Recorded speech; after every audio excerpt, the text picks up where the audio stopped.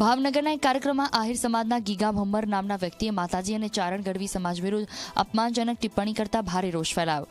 ચારણ ગઢવી સમાજને નિશાન બનાવીને થયેલી અપમાનજનક ટિપ્પણીથી ભારે વિવાદ વકર્યો છે।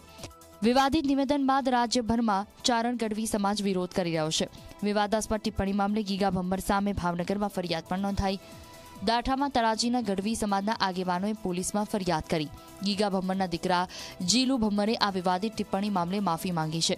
આ મામલે કાબરાઓ મોગલધામના સામત બાપુએ પણ રોષ વ્યક્ત કર્યો। તેમણે કહ્યું કે મામા ભાણેજની પરંપરા આવા લોકોથી તૂટશે નહીં। આ આહિર સમાજનું પણ અપમાન છે। બીજી તરફ લોકસાહિત્યકાર પદ્મશ્રી ભીખુદાન ગઢવીએ કહ્યું કે આવા પ્રકારની ટિપ્પણીથી દુઃખ થઈ રહ્યું છે। આવા પ્રકારના નિવેદનો ન થવા જોઈએ। ગુજરાતભરમાં આવેદનપત્ર આપી વિરોધ થઈ રહ્યો છે। ઉશ્કેરણીજનક ભાષણથી ચારણ ગઢવી સમાજમાં ભારે રોષ છે। ઉંમર લાયક દાદાએ કોઈ વસ્તુ બોલે જીભ લપસી ગઈ હોય તો એનો હેતુ કોઈ એવો કોઈ સમાજને ઠેસ પહોંચાડવાનો નહોતો।